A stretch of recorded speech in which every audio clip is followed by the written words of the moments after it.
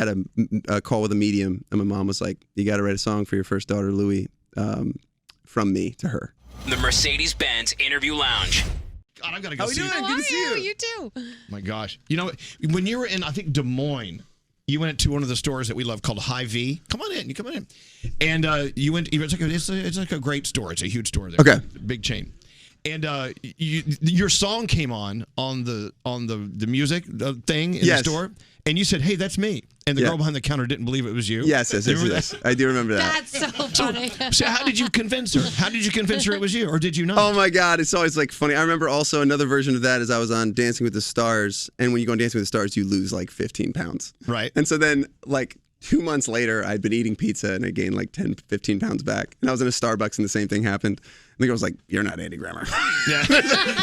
You look like Andy Grammer's like older brother or something. You're not. Yeah. Solid. Oh no, that's not good. Yeah. Oh, man. Anyway, Save My Life. What a song. Isn't that weird that we were talking about light and halo before you sang this song? I know, that was weird. Yeah. Could it be because I like the song? Oh, could be. I want to know what your godmother's thought, like when you wrote a song about her. Oh, it's so sweet. Because we did at the Beacon, and I called her out, and she just ugly cried in front of everybody. It was really sweet. It was really sweet. The thought of my mother in heaven, like using me to say thank you, is like so sweet. That's so You know what I mean? There's a major deep story here about your mom. Yeah. And the song Joy. Yeah. Billy Joel. What do these three things have in common? So yeah, can you there's make a the connection? song called She'd Say, which is a song that I wrote for my daughter from my mom. I had a call with a medium, and my mom was like, "You got to write a song for your first daughter, Louie, from me to her." Mm-hmm. And I'm like, "All right." Just like straight up taking orders at this point. And so I wrote this song for her. And then, her favorite, she loves Billy Joel. Anytime that I hear Billy Joel, it's that was before she passed away. She said that's like the sign. So I'm like super connected to my mom. It's amazing. Isn't that wild? It's super wild. When you lose someone, and let's say like a raven flies by, or like a beautiful bird lands, and you're like, "That's mom." Yeah. Either my mom or a messenger is telling me, I'm okay. It's fine. I just lost my really, really good friend Javier not long ago. And I keep waiting for a sign. I keep saying, "Javier, send me a sign." Yeah. And we always wait for some cuddly kitten to walk by. I know. But we never let like a rat. No. Well, because I got a It's a cuddly sign. dog from my dad when he passed. 2 days after, I'm sitting at the soccer field, and this stray dog runs across the soccer field, runs to me, no one else, jumps on my lap, and licks my face. See? How's that not So dad? this is what I say. I think you should write it down, because in the moment we are incredible at just explaining it away and being like, "Nah, that's insane." Yeah. But when you look back on it later, you're like, "Oh, that's pretty weird, actually." Right. Well, I know, but we Kind of always amazing. assign these messages to like cute, cuddly animals. It's never like a cockroach walks by. Yes. Hi, Dad. That's true. There's Dad. That's really... There's a Oh, story- Joy, the song you were referring to. Yes, talk about that. Yes, so I was telling this story before. Oh, so the tour is called The Art of Joy, and my mom told me before she left her sign for me is Billy Joel. Mm-hmm. So I go to the first day of the tour. It's in Boston, and we're getting catering, and there's a lady wearing a shirt that says Billy Joel, and I'm like, "Oh my God." And I'm like, "What's your name?" She's like, "Joy." Whoa! So wild. So enough of those hits. Whoa. If you have like one of those is like, "Oh, that's a really weird coincidence." In my life with my mom, that happens like all the time. Wow. So eventually you just go like, "I'm in. What's up, Ma?" I love that. This is great. I love that. Yeah. You stay connected. Yeah. And I've said this on our show before. I told Javier, through my prayers to him and this and that, I don't want any of this creepy stuff like lights flashing off and on. Yeah, like the vacuum cleaner starts vacuuming. Do something sweet. No. Send me something real. And Yeah, so I'm that's still great. waiting.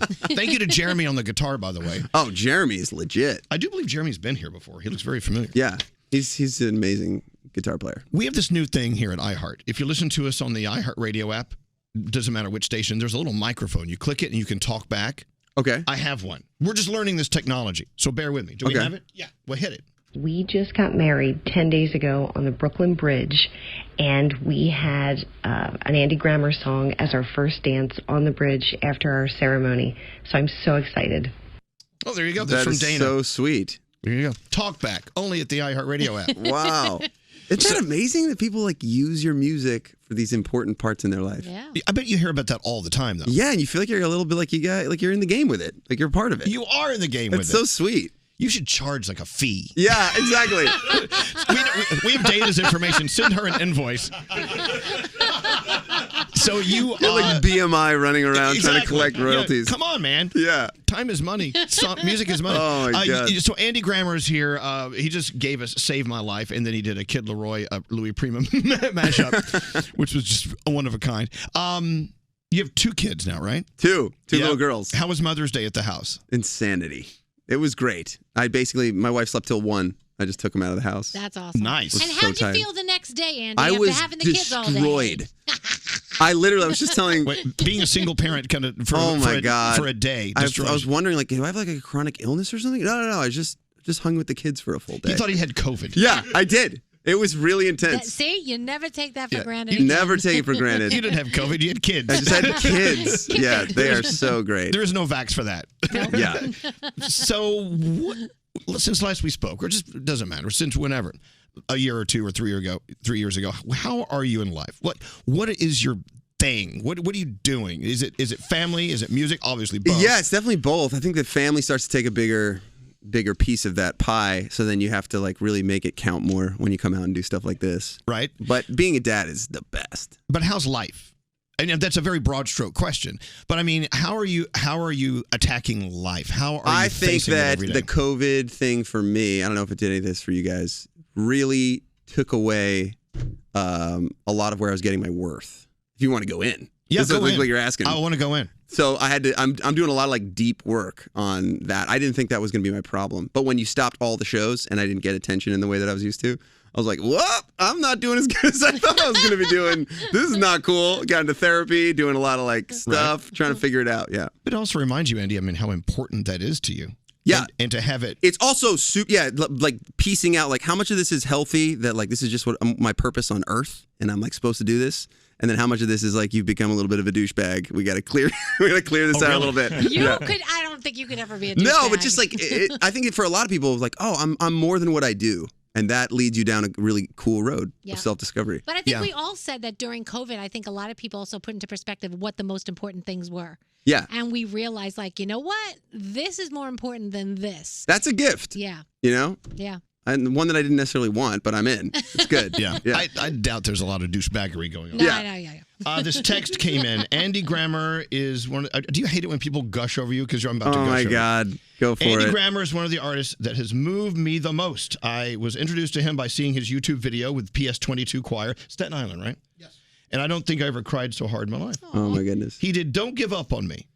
With them in that song, it touched me to the depths of my soul. I can't talk about it without crying. Oh my God. When I stumbled upon it with my daughter, who was going through some awful, horrific things as a freshman in high school, torturous, awful things, I would send her that song to her every morning for months so she would listen to it and know that I was there for her in her darkest days. Thank you, Andy. Oh, my God. Isn't that so sweet? It is sweet. Send her an invoice. How much are you charging every time? Is you it got to pay different? up. You know, it doesn't matter. Yeah. I mean, send her 2 because, I mean, it really did a lot Oh, my God. things that hurt us. What I love to try and do is write songs that are like little spiritual chiropractors that you send out, and then they give you like a little adjustment just by listening to it. And so when people send that stuff, it's so sweet. Music that you can actually use like an Advil or something. You know, like you're feeling bad or you're going through something and you put on a song and it actually makes a difference in that moment. Yep. That is really cool. Yeah. You know, we always use music without knowing it sometimes. Yeah. And but you know, I think it's good. So if you're listening to your favorite artist like Andy Grammer or the whole list of them that you have, or a specific song that you feel is just incredible, listen to it over and over and over. But always stop and think, wow, this is actually changing my life and my moment right now. Yeah. Give the music some credit. Is there a song that did that for you? Like you do that for other people, but is there a song that did that for you? Yeah, oh man, a ton. So many good songs that have done that for me. I remember Doo-Wop from Lauryn Hill. I was like, yo, this is so good. And it's so like uplifting but badass at the same time that I remember just like that was really big for me in high school. I would just like listen to it over and over and over and over again. Oh That's what pulled me from being, I was going to be an NBA superstar. I was like a high school basketball guy that was not very good, but I thought that was like my path.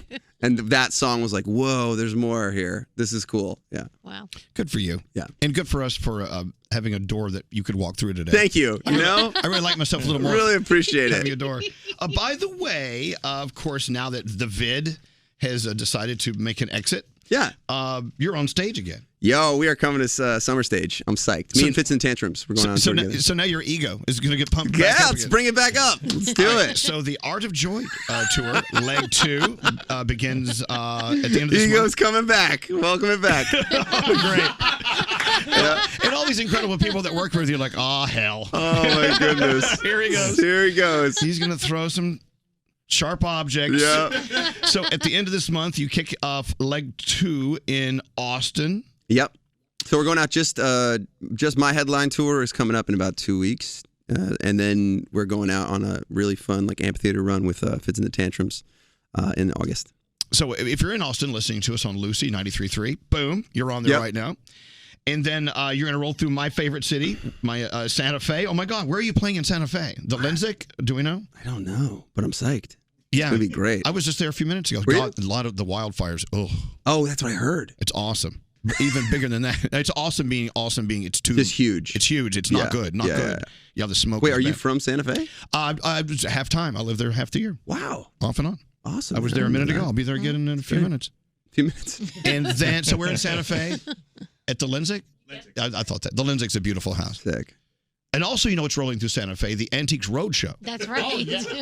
Which is coming up. Something to be proud of. Yep. My husband Alex is taking me as his antique. So maybe if you guys want to stop by. Now, is that something you actually want to go to?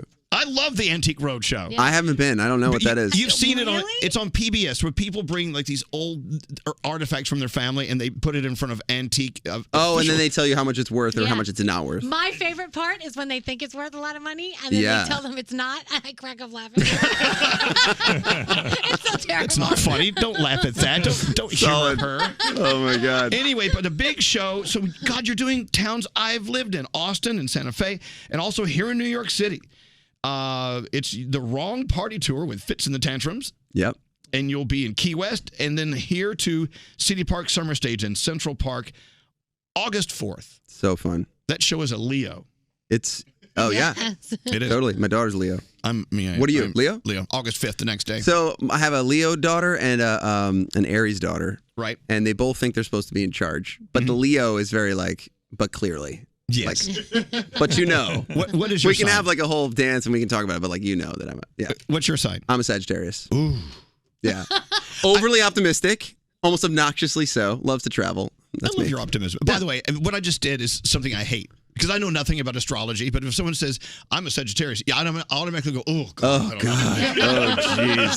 I don't know what it means. The worst. Anyway, gosh, you know what? When you stop by, it's such a gift, Andy, and thank you. Man, you guys are the best. Thank you for having me. It's good to see you. We again. really are, It's aren't good we? to be like around everybody. I'm still coming back, like just so excited to be around people. It's good to be alive. It's good to be alive. It is. It's good to be here. Yeah. Andy Grammer, go online, search, get some tickets for the show, Yep. support anything and everything, Andy. And then the last thing I'll say is on TikTok and different things, people are using this song "Save My Life" as a way to send it to someone to tell them that they like really appreciate them.